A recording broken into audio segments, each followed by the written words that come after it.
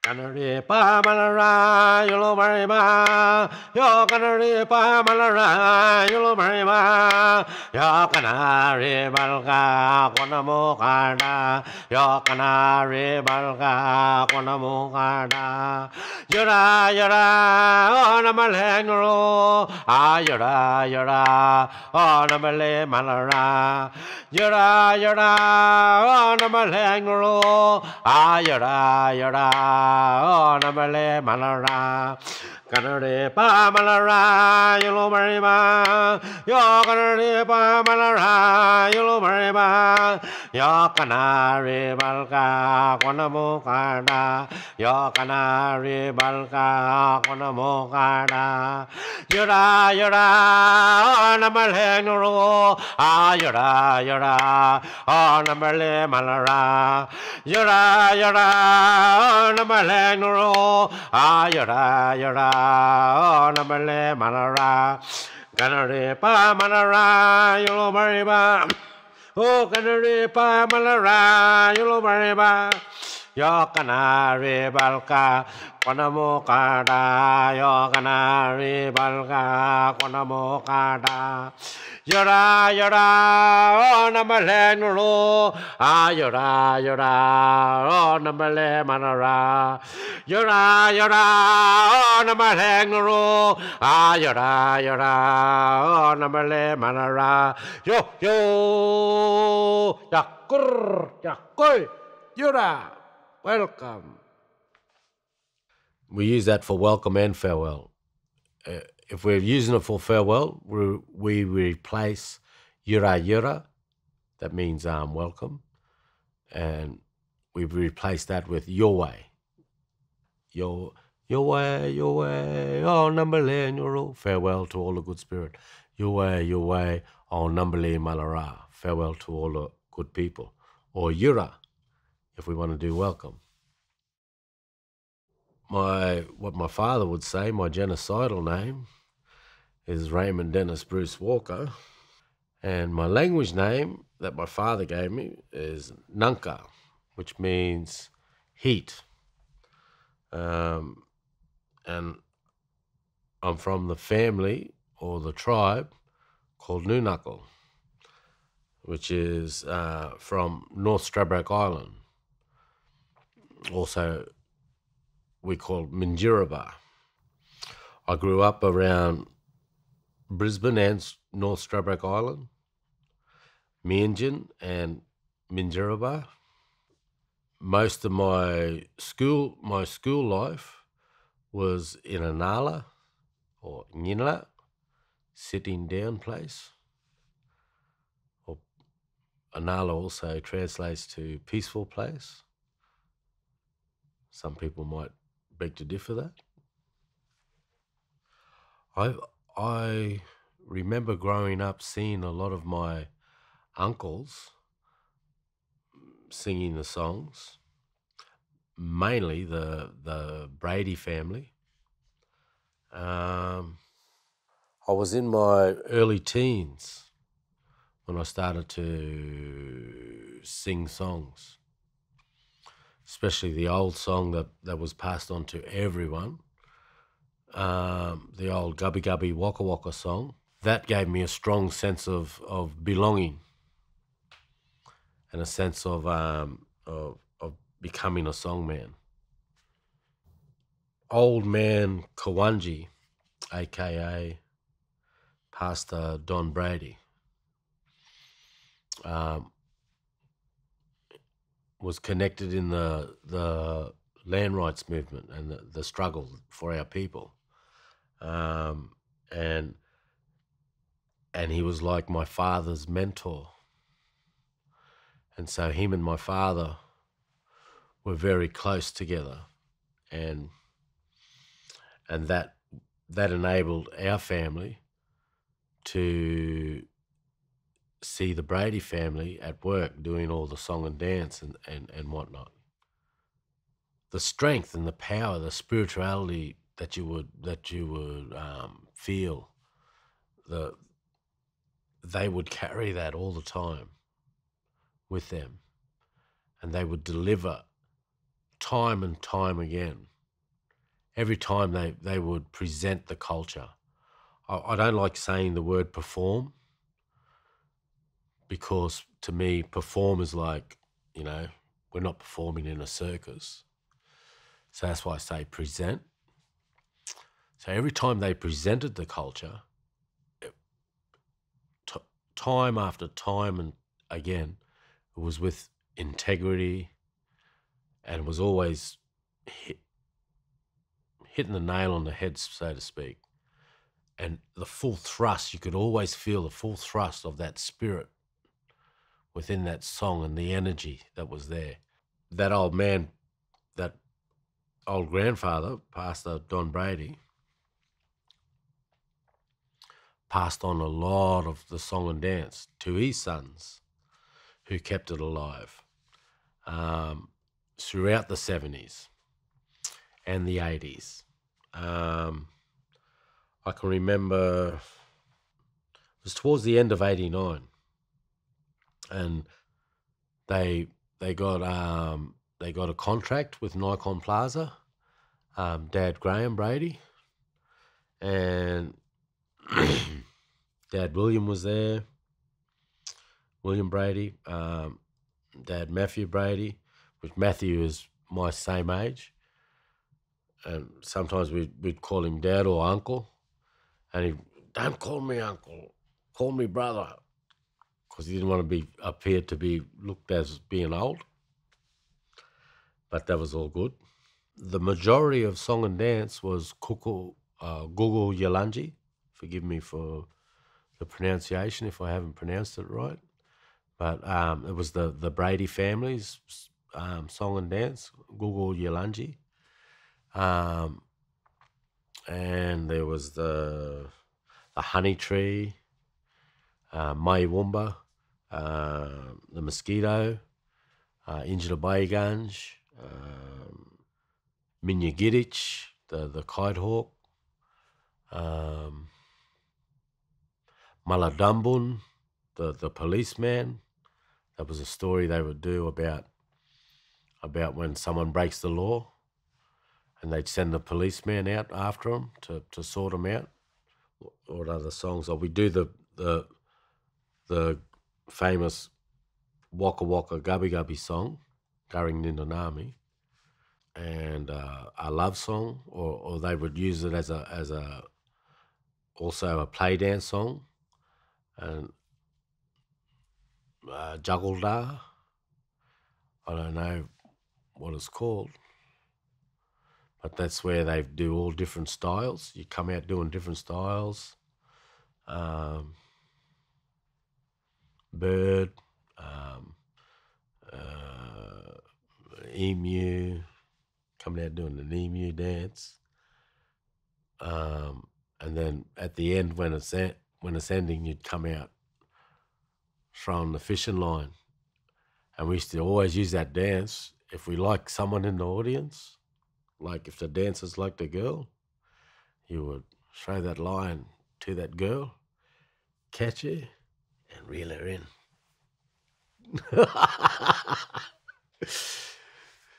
So we'd do a half an hour show at 10:30, and then we'd break, and then come back and do another show at 3.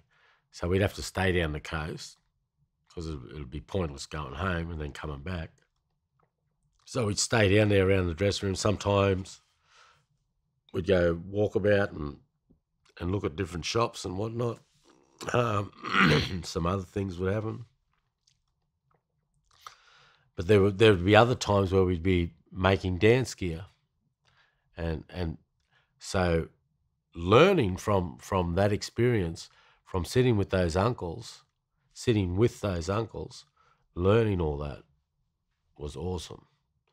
And sometimes you'd go in there to paint up, and the uncles would only take 5-10 minutes to paint up, but you were able to go in there and go elaborate and really take your time, and you paint up really slow and do a really lovely paint on your body, which in sometimes it'd be really hot there. And so you go out and do your dance, 5 minutes, and all this paint job that you just took an hour doing is gone from sweat. But it looked good at the time. The paint up is the significance of it is putting the story. You're either putting the story of the dance on your body, or that Dreamtime hero is on your body, and that gives you that energy when you dance.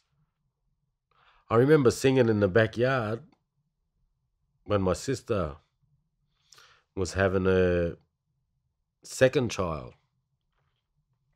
and we were singing, and we was blowing didge and singing Quabberies for her and sending her all our love and strength.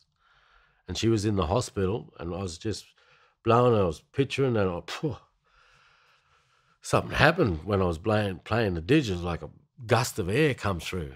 I said, I think she just had the baby. Lo and behold, the phone rang. She had the baby, and we was all covered in white paint, mugida, ochre, white clay. And they reckon the baby come out and was covered in white, but it was white mucus. But she was covered like she was in white clay. That was my eldest niece. My cousin come down, he was talking about a girl that he really, really likes. And we sat down, we said, we sing them love songs, eh? All right, well, picture her, show me what she looks like. I said, I think I was about 19, 18, 19. I can't remember the exact age. Might have been younger, I can't remember. No, I was about 19, yeah. Anyway, he pictures her, and I said, I know who you're talking about. And so I pictured her too. So I'm picturing her, and we're singing the song. We're singing the song, singing the love song. And then, and we done it for about a half an hour, and we was pitching her, and then we rest then. And then while we're resting, that girl come to our house, and she was at the front yard, at the front gate, singing out for that cousin now. I won't say any names. I don't want to incriminate anyone. But they know who I'm talking about. And she come to the front gate, and she sung out, is he there? What's his name there? Yeah, he's here. They went off together. She ended up having, I think, 2 or 3 children to him. They got together strong. But then they had a falling out. I don't know, and then they split up. But them old men, they always said, if you go and sing someone, you've got to keep singing them. You shouldn't sing women, because if you sing them, you've got to keep singing them. Otherwise, that magic wear off, and then you lose them. They'll realise they've been sung, and they won't want to be with you. And then sometimes you can sing them too strong, and they be humbugging you when you don't want them to humbug you anymore. And they're still coming around humbugging you, and you go, no, I don't want to be with you no more. It's too late. You've already sung them. So I don't like singing no woman's. I like my love natural. I remember this business that I learned from, that an old woman used to do. She would sing out to the rain cloud or the storm cloud in language, and then axe would go on the ground so you can split the storm. But it's mainly, to me, it's singing out and requesting for that to happen. So singing out in language, cursing the cloud in language, and then axe in the ground.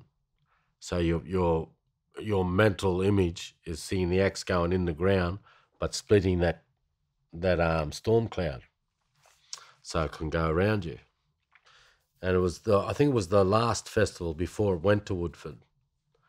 I think we first done it, and I was looking at it. I was thinking, oh, maybe I wasn't singing strong enough. And I sung a couple of songs after it, and then I got someone to go and get another axe. So they went and got another axe, and I've done it again, really strong, and sung some songs too to cement that. No good. That storm split once here and then split there too. And you could see where the axes were. It looked like the two splits were there in the storm. So it was tricky. It looked tricky too. And they're all going, "How did you do that? You're magic." And I said, "Nah, I'm not magic. I just sang it, asked for it to happen. It's just a request. It's like a prayer. I can't split storms. I'm not magic man." And that's what people got to realize. Them old fellas that sung those songs to do the storms or to do anything, to heal people, to catch people, it's not magic.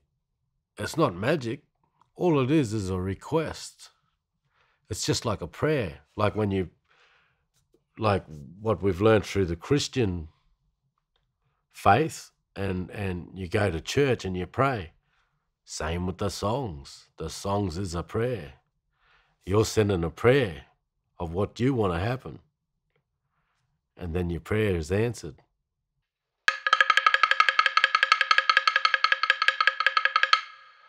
Kanare pa malara yulo mariba yo kanare pa malara yulo mariba ya kanare balka konamo kada yo kanare balka konamo kada yura namale nguro yura namale malara yura namale nguro yura namale malara kanare pa malara yolo mariba yo kanare pa malara yolo mariba yo kanare balka konamo kada yo kanare balka konamo kada yura namale nguro yura namale malara yura namale nguro yura namale malara kanare pa malara yolo mariba yo kanare pa malara yolo mariba yo kanare balka konamo kada yo kanare balka konamo kada yura namale nguro yura namale malara yura namale nguro yura namale malara yo jakur yura. Welcome. In the late 80s, we learnt from another brother that's passed on, from the Lardil family. He is a Wilson, and he taught us a lot of songs from that country, and that really laid down a strong foundation for us as well. 1981, I learnt the Turi Japu from an old man who's still living now, I hope. His name was Makungan Wanambi, which means the silver water lily. And he's from the Turi Japu clan of North East Arnhem Land. and he taught us a lot of the Turijapu song and dance. And I seen we use that as a lot of foundation for our song and dance as well, because we used to do a lot of his song and dance to tape. We used to play the tape and we'd do them song and dances when we was young, when we was just starting out as a little dance troupe. And we was also doing the Brady family's song and dance. We had that basic knowledge of the Turijapu song, the North East Arnhem Land song, the Yalanji song, the Gubby Gubby Waka Waka song, Gurry, and Yaraman. That's a Gubby Gubby song too, and Waka Waka song, Yaraman Yita, Horse Quick as a Flash, and also there's a Birigubba song there too that we learnt as well. So I try not to disclaim any of those areas. There's a Birigubba song there too. And the Lardil, the Mornington Island song and dance. And then one day the Brady family, of course a lot of young peoples were doing the dances wrong and they was doing them disrespectfully. And so the Brady family said, we need you to stop. We need everyone to stop doing our song and dance because people are disrespecting it. So all that information that we got from those dancers gave us the basis to revitalise our own song and dance. And so then when we wanted to revitalise our song and dance, we went and got the stories, the language, we talked to our old people, we done pronunciation to our old people to get that pronunciation right of the language because we didn't know how to speak it properly. But 9 times out of 10, when we did speak it, we was speaking it right. Oh, we was right anyway. That's how they said it. No worries. So it was inherent within us. So that was good. And we'd sit down, the brothers, we would sit down and we would just sit down and do the beats. And we'd write it out in English, how we would like the song to go, and then put it down into language. And then we go, right, that's good. And then we'd sing the song to our stories. E.g. to Mary Gimpa, the sea eagle.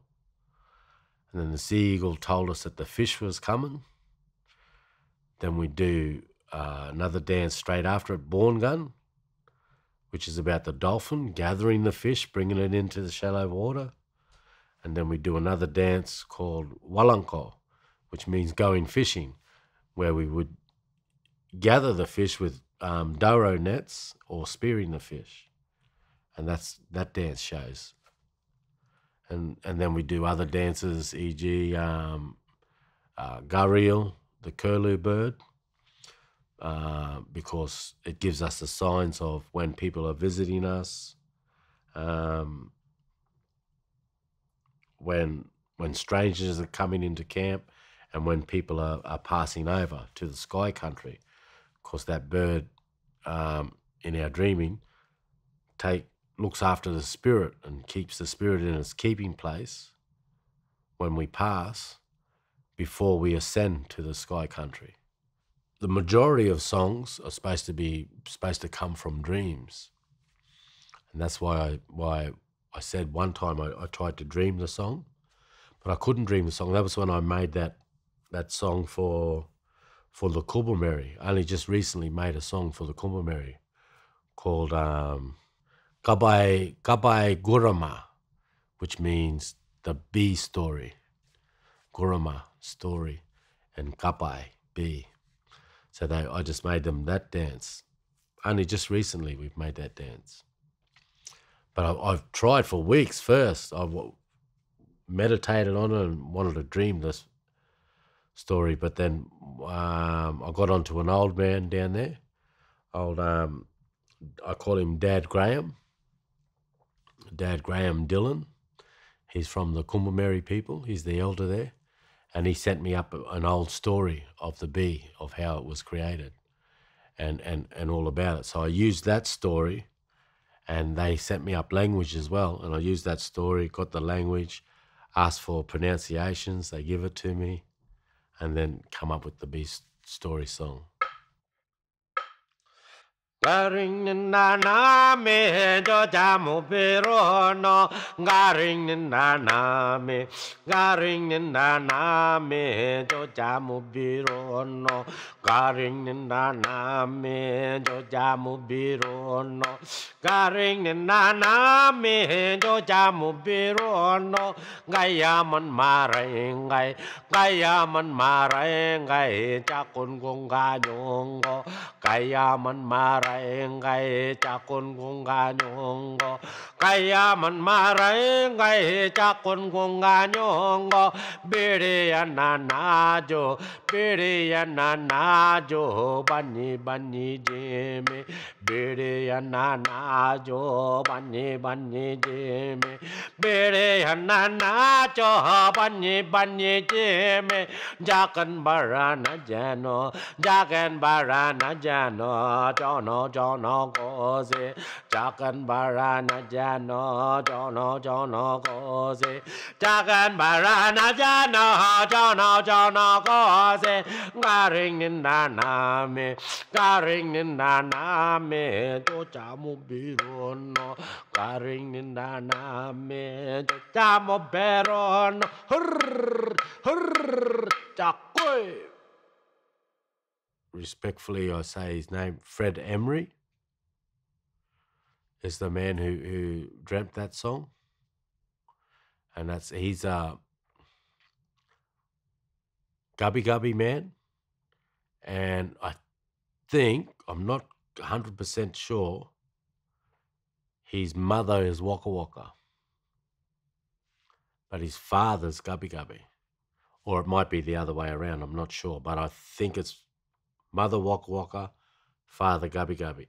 That's why whenever I sing that song that got passed on to me by those older men, and I sing it, I always say it's from the Gubby Gubby and the Waka Waka families, because I acknowledge both the families, because that's that man's bloodline, Waka Waka, Gubby Gubby.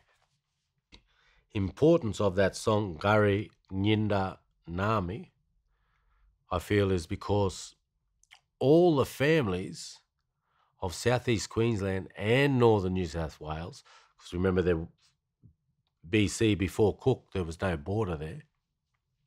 So there wasn't Queensland and New South Wales. There was no border. That song was very, very important because all those families that attended that big gathering, and that gathering that was held once every 3 years. Of course, once every 3 years, that harvest of the bunya nut is much larger. Like the bunya nuts come every year, but once every 3 years, they give off a much larger harvest. And the old people knew this, and they knew that this is the best time to bring all the mobs together, because you're going to have several thousands of people coming in one area. So you got representatives from all these different clan groups and tribal groups coming into one area, into the Gubby Gubby Waka Waka countries.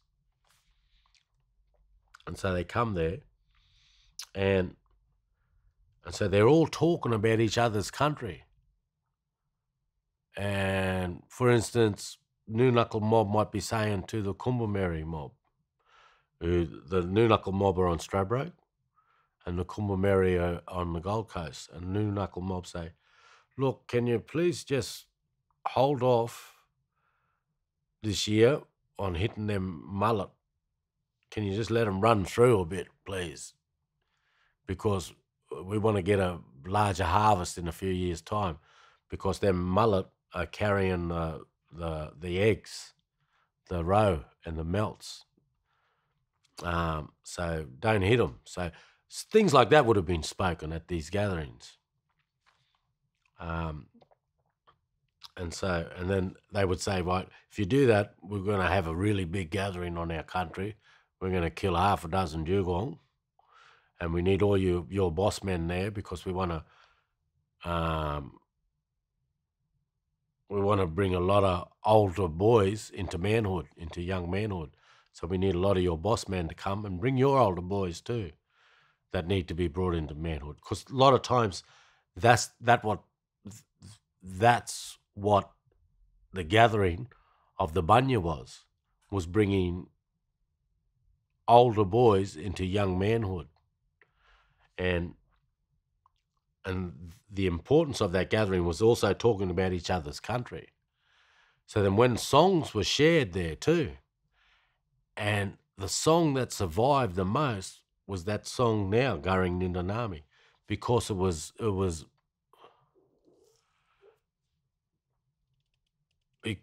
one of the last songs that was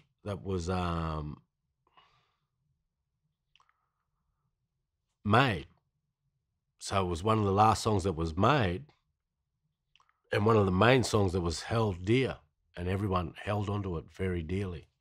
So then all these families are moving away, and people are taking different versions of that song back with them, and their own style too. So they've taken that song back to their country, and they've transformed it into their way of singing it. And that's why you might hear people say, that's not how you sing that song. And other people say, yeah, that's wrong. And then you say, but then we singing it this way because that's the way our old people taught us, because that's the way they learned it, because that's the way they took it from that area. They took it and transcribed it into their language, into their own path in their country. And so that's the reason it has great importance, is because it's one of the last songs that was created around those gatherings, those big gatherings. Those big gatherings, I think the last one was around 60 to 70 years ago. I can remember my grandmother talking about it, and my grandmother's been gone now for about 25 years. And that's the late poet, Kath Walker. I'm the eldest grandson. And she used to talk about that song and the gatherings of the Bunya. And she said, and she would say the last one was around 50, 60 years ago. So that's why I say around 70, 60, 70, maybe even 80 years ago. I'm not too sure the exact time when that last one was done. But apparently at that last gathering, so all these families are taken going in an army away. And that was that last gathering. And at that gathering, a lot of the old people's decisions were, we must maintain our culture. A majority of them, a group of them, a portion of them said we must maintain our culture and keep it in secret. Then another mob said, no, we must let go of our culture and learn the white man's ways. Otherwise we'll be all dead, because we will be wiped out. So we must learn the European ways. Sorry for saying white. I meant European ways, or the settlers' ways. They had to learn their ways because their ways was the way now, they said. But there was a group that said, no, we've got to maintain our culture and hold on to it dearly and pass it down. And so Going in an Army became a very, very, very strong song for mobs to hold on to their pride and integrity. And different versions came about of that. But the version that I've been taught, and all my years, is Garing Ninda Nami, Ninda Nami. Here I have lived. Jojo Mobirono, on a flat treeless plain, or treeless plain also meaning since time began. Gayan Manmarangai, now I make my camp. Jagun Gunganyongo, in this country I call home. And then later, that was the main one that I learned, because that was the one where you just go, Garing Ninda Nami, Jojo Mobe Rono, Gayan Manmarangai, Jagun Gunganyongo. And we always put our head down when we went like that. But then I got taught further down the track in I think it was 2005, might have been 4. An old man, old grandfather Button, he's passed over now, and he taught me that there was an extended version of that song. And the extended version he taught me was Biddy Ananajo, the women and the children. Bunyi Bunyi Jimmy, the men in the bunyana tree. Jargon Bara Najano, gathering all the bunya pod. Jono Gozi, and shelling them and sharing them. So that was an extended version. So then now I've put those two together, and I do that whole dance. Tujumo Berono, Gayan Mamarangai, Jagungunganyongo, Bidi Ananaju, Banyi Banyi Jimmy, Jagan Bara Najano, Jono Gozi. And I put that together like that, and I sung it back to old man, and he was very happy with that. And I made a CD up of all my old songs with that one at the beginning, and gave it to old man, and he was very, very happy about it. So that made me feel really happy. Here we have lived since time began. Here we have lived. Here we have lived since time began. Here we have lived since time began. Here we have lived since time began. Now I make my camp. Now I make my camp in this country I call home. Now I make my camp in this country I call home. Now I make my camp in this country I call home. All our women and children, all our women and children, and the men and the bunya tree. All our women and children and the men and the bunya tree.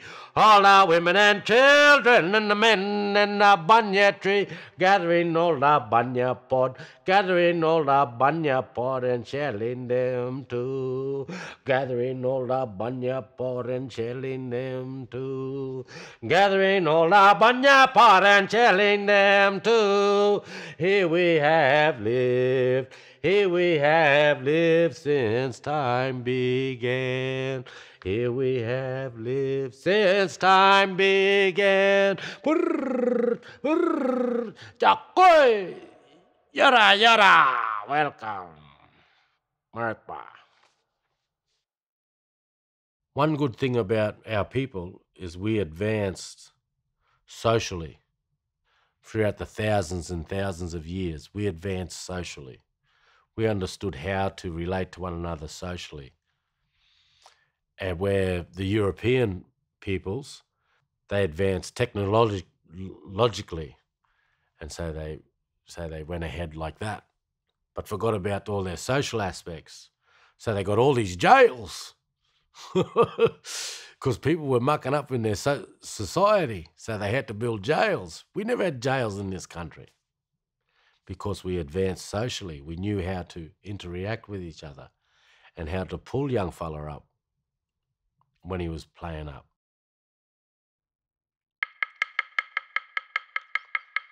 Bapo bawanya maramai. Bapo Bapo maberhalong abele ngayo bayama hingama beli Bapo bawanya maramai. Bapo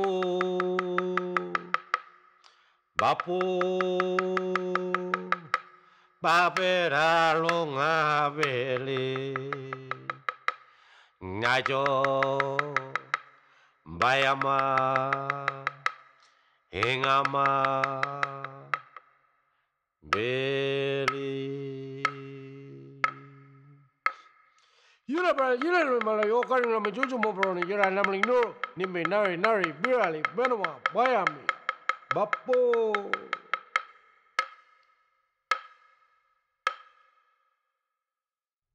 You see now, like before, there was just the four brothers doing that song and dance.